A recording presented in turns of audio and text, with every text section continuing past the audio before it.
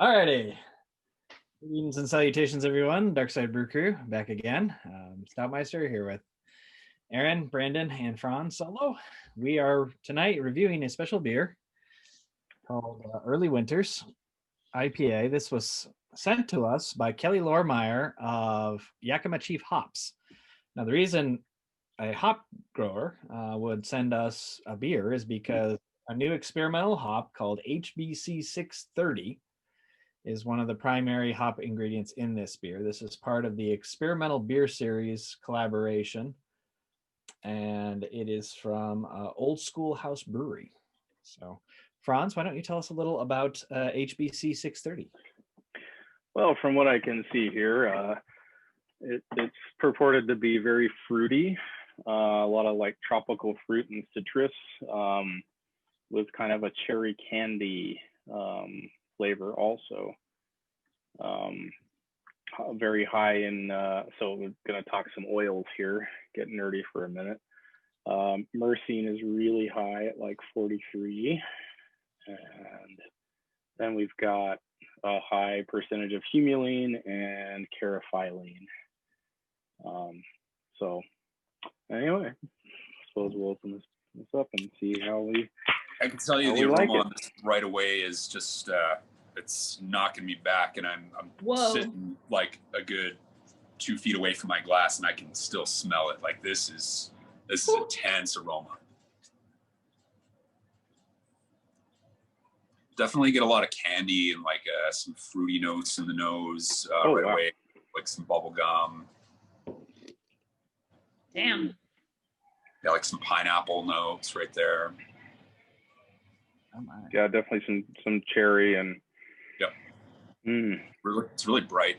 Yeah, I was about to say bright. Yeah, I like kind of yellow, but trust me, that's as golden as it gets. Mm-hmm.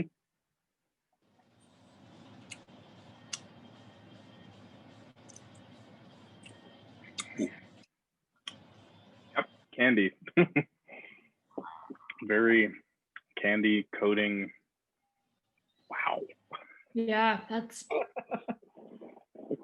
Oh man. That is very unique. Yeah, it's like kind of the first time I tried Sabro, which was another one of the HBCs that had just this huge coconut character to it. That's kind of what this is kind of making me think of, just in terms of, whoa, I didn't know hops could taste like this. It's definitely a big ass West Coast IPA. It's got all the characteristics.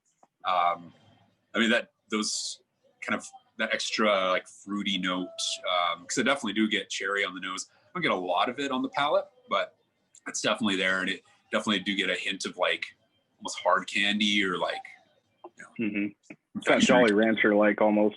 Yeah, exactly. Almost that kind of artificial, but just bringing about that like, intense tropical. Almost fruit punch-ish. Yeah. Yes. Yeah.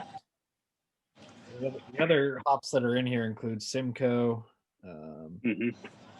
Mosaic, and Citra.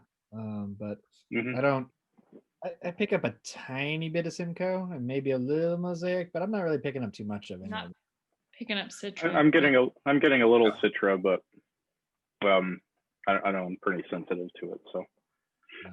It has a very kind of dry, dank finish, actually from around like the back, like mid to back of the palate on back. Tastes like, actually kind of tastes like orange cookies, if anyone out there knows what I'm talking about.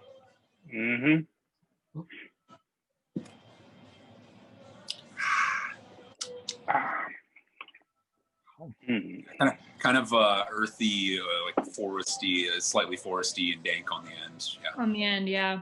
Right at the back of your palate. Yeah, a little bit of pine. Well, it's very northwestern, I would say.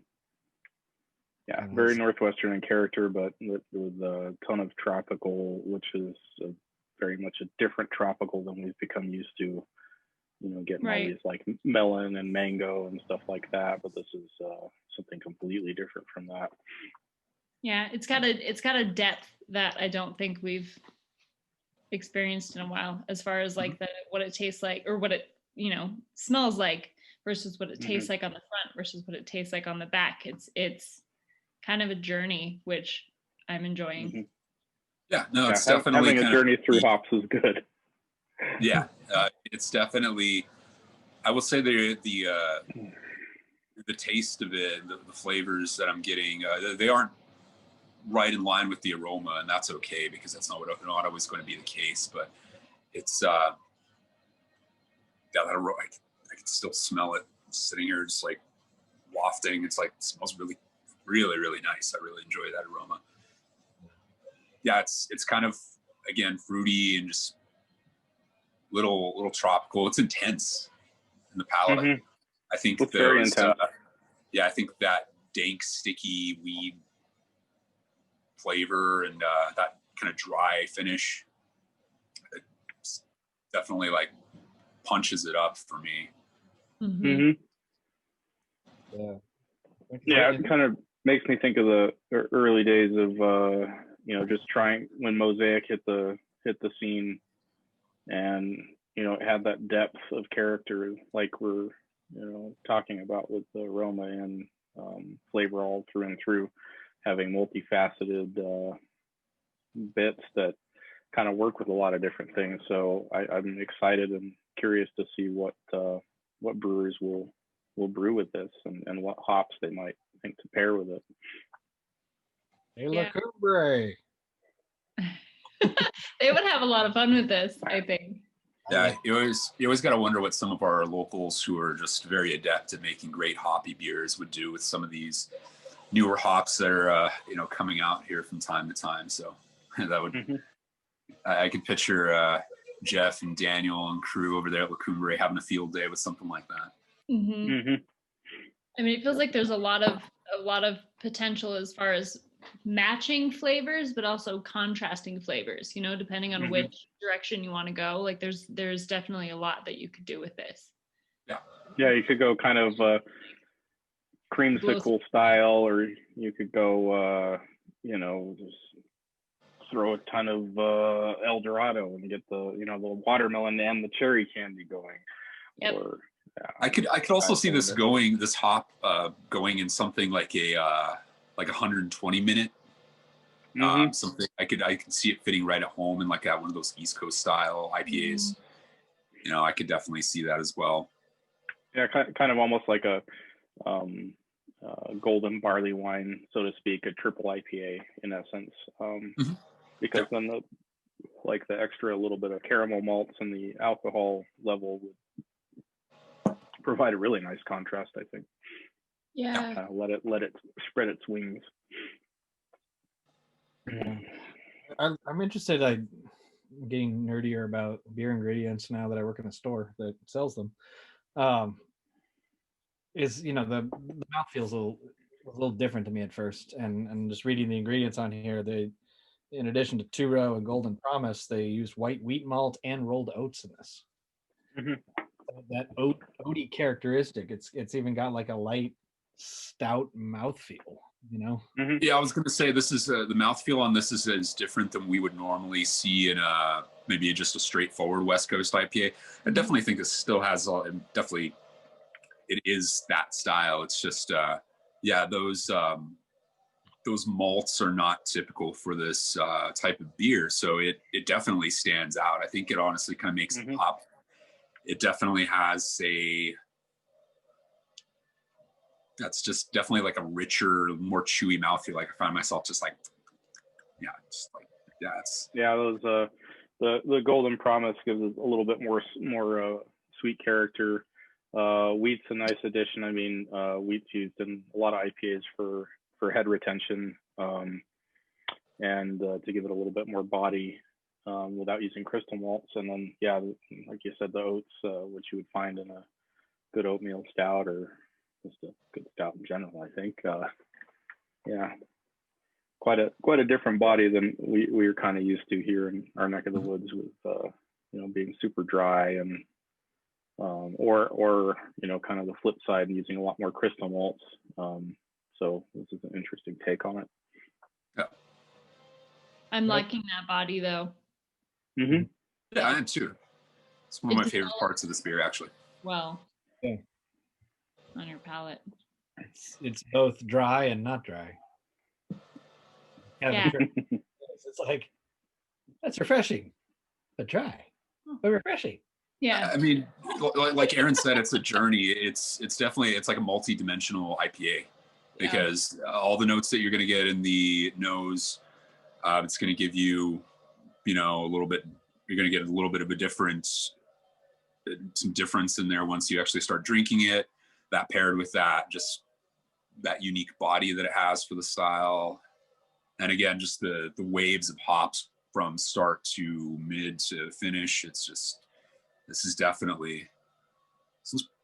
wild. I'll say that. It's it's wild. It is. I like it though. Mm-hmm. Yeah, I'm rather enjoying this. Yeah. I'm gonna have to add Old Schoolhouse Brewery to my list of breweries to someday visit when we can. Seriously.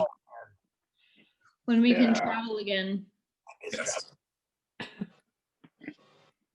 One of these days. Adding that to my list of endless places I need to visit. Mm-hmm. Yeah. I think overall this is one of the nicer. I mean, obviously it's a very nice gift, and we'd like to thank Yakima Chief Hops for sending this to us. Yeah. Thank you, Yakima. Thank you very much. You guys are awesome. Thank you. Most definitely. Oh, that was fantastic of them. But I think something I really miss is, we can still get it somewhat with our breweries here, the ones that are still doing a lot of variety of beers, but there is something cool that I miss about just going out there and just trying something completely new. Mm-hmm. And it's nice to still be able to get something completely new and just give your palate a different experience than it's had before. And I forgot I forgot how much I enjoyed that over the years, where it was just like, it's a what? I'll try that, sure. Yeah. Well, and not being able to go to places like, like GABF or any other festivals right now, you're not necessarily getting that variety that you're used to getting and kind of used to take for granted. And now anytime we get something new, it's like, yes, please, I would love to taste Washington State. I forgot what it tastes like. Yeah, I mean, really, because the out-of-state beers, we don't get much anymore in terms of variety. We get the standards and a few of the best seasonals, which. Well, in what places around here, they order and stock what they know will sell. Yeah. And so that's what we get, is the styles that we're used to, because it's the styles that will sell well here. But the stuff that might be a little bit more off the wall is not necessarily what you can get at like Jubilation or places like that, because it's just not, it's going to sit there for forever. And I don't necessarily think that's a completely local thing. I mean, with the pandemic, with breweries having to scale back production, having closed down for long periods of time, they're going back to the well as far as, okay, what are our staple beers that are actually going to be packageable and that are going to sell well in package, that will sustain in packaging, all those things factoring in.